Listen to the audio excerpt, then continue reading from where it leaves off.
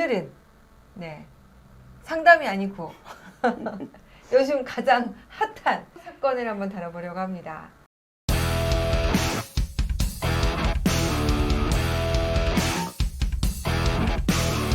알고 싶지 않은 내용을 자꾸 이렇게 나오면서 내가 쓸데없는 것까지 알게 된다.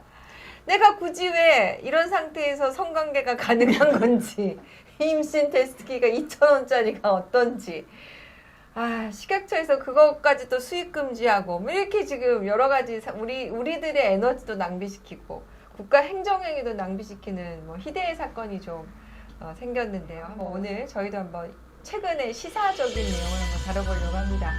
전 국가대표 펜싱 선수 남현희 씨가 전총조라는 인물과 결혼 예정이라고 밝힌 후에 전 씨의 사기 전과와 성 전환 논란, 그리고 재벌 3세 사칭 의혹 등이 급속도로 퍼져나갔습니다. 특히 전총조 씨는 가로챈 돈을 모두 남현희에게 썼다라고 주장을 했는데요.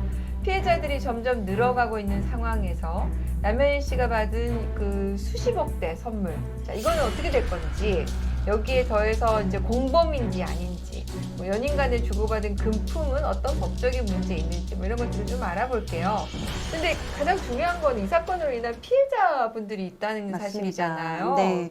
지금 금액이 계속 늘어나고 있는 것 같아요. 현재까지 파악된 것만 해도 그 전 씨 관련한 고소 고발건이 총 12건이고요. 피해자는 20명, 20명. 그리고 피해액만 해도 약 26억 원으로 확인이 됐습니다. 현재까지 확인된 네, 게 더 그렇다는 늘어날 거죠? 수도 있는 거죠. 네. 근데 전 씨로부터 사기를 당했다는 피해자들 대부분이 해외 비상장 회사나 이제 국내 애플리케이션 개발 회사에 좀 투자를 해라라는 권유를 받아서 이제 자금을 준 걸로 확인이 됐는데요.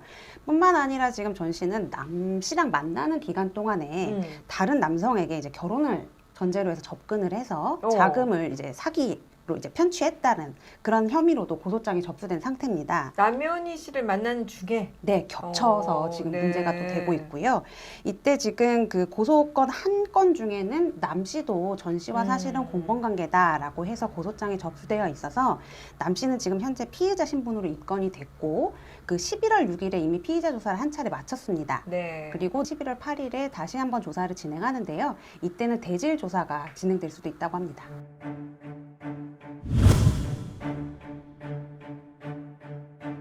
일단은 공모 의혹을 전면 부인하면서 이제 했던 행동이 바로 이제 선물 받은 벤틀리랑 이제 귀금속, 명품 등 총 48점입니다. 그 48점을 임의로 이제 경찰에 제출을 했고요. 경찰은 임의 제출물을 다시 압수를 한 상태인데요. 압수는 일단 증거물이나 몰수될 것으로 예상되는 물건을 국가가 이제 잠시 빼앗는 거라고 이해를 하시면 됩니다. 근데 지금 그 압수를 했을 때는요, 만약에 국가에서 내가 이걸 몰수하겠다라고 판단을 하지 않으면 다시 이제 소유자가 다시 이걸 돌려주세요라는 환부 청구가 가능한데요. 남 씨는 그럴 의사가 없다라는 거를 좀 표현하기 위해서 소유권 포기 각서까지 써서 제출을 했다고 합니다. 네. 근데 사실 소유권 포기 각서를 썼다라고 해서 수사기관이 몰수 안 된 물품을 과연 안 돌려줘도 되느냐? 그거는 또 아니거든요. 그럼에도 불구하고 남 씨가 소유권 포기 각서까지 작성하면서 이제 제출을 한 거는 그만큼 나는 공범이 아니다. 압수품들을 이제 국가에 맡겨서 국가의 처분에 맡기도록 하겠다. 그렇게 해서 피해 배상을 하겠다라고 공범 의혹을 전면 부인하기 위한 의도로 보입니다. 뭐 그간 전 씨가 남 씨를 가스라이팅을 좀 했다. 그래서 남 씨가 심히 이제 통제되어 왔고 이러한 심히 통제하기 위한 가스라이팅은 그 남 씨를 숙주 삼아가지고 다른 더 큰 사기 행각을 벌이기 위한 거였다라는 평가도 있는 반면에 지금 남 씨의 나이나 경력에 비추어 봤을 때 지금 전 씨의 사기 행각에 대해서 전혀 몰랐다는 게 과연 믿어지느냐. 남 씨는 오히려 공범에 더 가깝다라는 평가까지도 지금 이어지고 있는데요.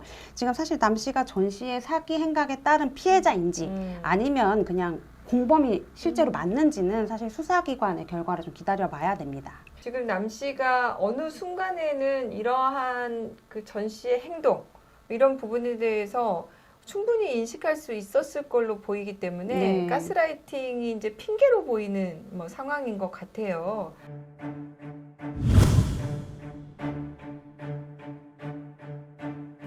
그런데 이제 전총조 씨 주장에 의하면 이 돈을 모두 남 씨에게 다 썼다 이렇게 주장을 하고 있잖아요. 네. 지금 남 씨가 그래서 보유한 그 고가의 차량과 금품을 범죄 수익으로 봐서 몰수할 수 있냐? 이런 의견이 좀 있어요. 궁금하시는데 어떻습니까? 일단 몰수가 뭔지 조금 설명을 드려야 될 것 같아요.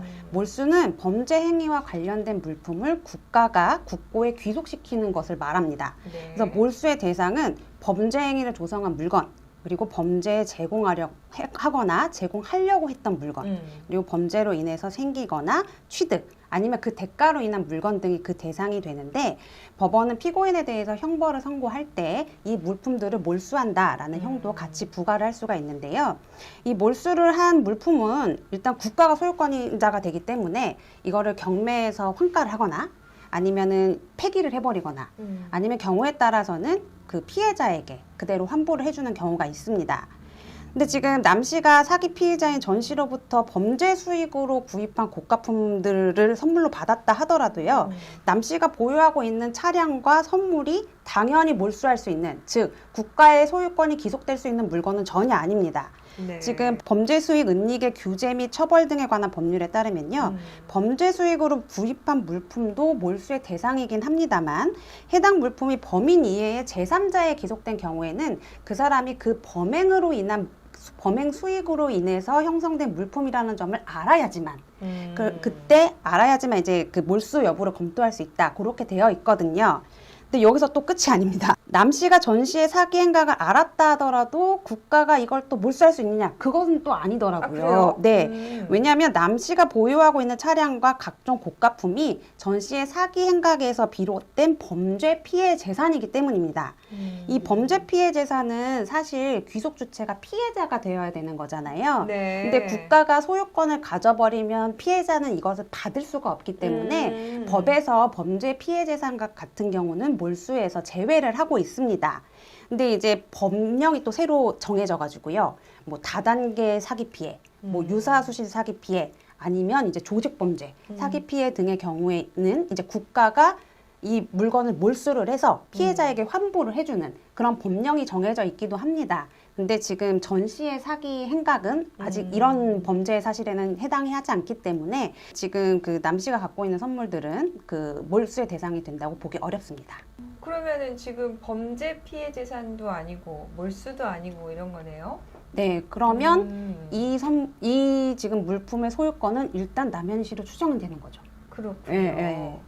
그런 면에서는 지금 남현희 씨가 소유권 포기각서를 쓸 필요가 있었겠네요. 네. 실제로 지금 남 씨를 피해자로 해서 고소한 한 건이 있다라고 말씀드렸잖아요. 네.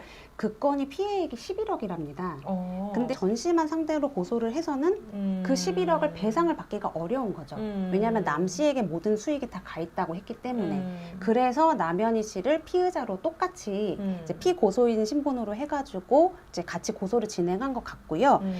그렇기 때문에 지금 그 남 씨를 고소하고 민사소송을 제기하는 것, 그것과 사실 남 씨가 처벌을 받거나 남 씨가 이제 남 씨로부터 피해액을 배상받을 수 있느냐, 이 문제는 사실 엄연하게 좀 구분돼야 될 문제입니다. 이제 형사고소랑 피해 회복을 위한 민사소송의 대상은 무조건 가해자. 가해자여야지만 이제 배상을 해줄 수 있는 건데, 이 남현희 씨를 대상으로 해서 배상을 받으려면 남현희 씨도 가해자로 지목이 돼야 되는 거거든요. 그리고 남 씨에게 혐의점이 있다라고 판명되는 경우라면 그때부터 이제 민사소송의 후폭풍이 시작이 되겠죠. 지금 남현희 씨 주장은 난 몰랐다, 속았다, 그 사람이 그렇다고 하니까 믿었다 이거잖아요. 네네네. 근데 왜 사람이 그런 거 있잖아요. 내가 믿었다, 괄호 열고, 그래서 믿고 싶었다. 그래서 알 수도 있었는데, 알아볼 수도 있었는데, 조사해 볼 수도 있었는데 하지 않은 거. 이 부분은 어때요? 이거 고의로 볼 수 있습니까? 그래서 이제 미필적 고의에 따른 공범 관계라고도 이제 주장이 나오고 있는 겁니다. 지금 남현희 씨가 전총조 씨가 하고 있는 이야기들을 그대로 믿었다고 하는 부분이 과연 정말로 괄호 열고 고의가 없었느냐, 알고 싶지 않았다, 뭐 이런 게 없었느냐. 그게 아마 이제 네, 수사의 일반인들의 포인트가 되지 생각 같아요. 않을까 네, 싶습니다.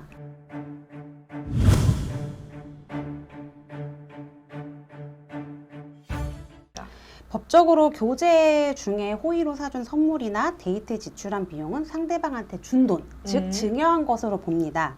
그래서 헤어졌다 하더라도요, 증여를 취소하거나 하는 데는 굉장히 엄격한 요건이 필요하기 때문에 이미 연인한테 준 선물이나 데이트 비용으로 쓴 돈을 돌려달라 해도 돌려받기가 어렵습니다. 네. 그리고 남 씨와 전 씨 같은 경우에도 전 씨가 남 씨랑 교제하면서 어떠한 뭐 명목 없이 3억 원이 넘는 차량을 사주고 각종 명품을 사주고 대출금 다시 갚아줬다. 그러면 사실 이건 연인 사이의 증여거든요. 그래서 엄밀히 말하면 전 씨에게 남 씨가 이것을 돌려줄 의무는 없습니다. 네. 즉 지금 여기까지 왔을 때 남 씨에게 소유권이 있다는 거죠. 네, 오늘 저희가 최근에 화제가 된 사건에 대해서 한번 얘기를 해봤는데요. 앞으로 이 사건이 어떻게 결론이 날지 좀 지켜봐야 될 것 같고요. 사실 이와 관련해서 제일 중요한 거는 어쨌든 남현희 씨도 공인이잖아요. 그래서 피해자들을 위해서 어떤 좀 좋은 대책, 태도들을 취할 수 있으면 좋겠다. 그런 생각을 좀 해봤습니다. 오늘 내용 도움 되셨다면 좋아요, 구독 부탁드릴게요. 감사합니다.